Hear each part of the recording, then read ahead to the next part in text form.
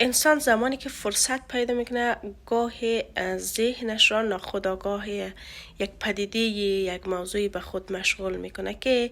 این روزها ذهن مرا گفته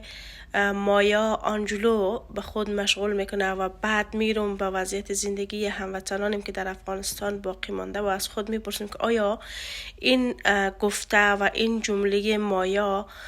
میتونه در جامعه ما هم تطبیق پیدا کنه یا خیر.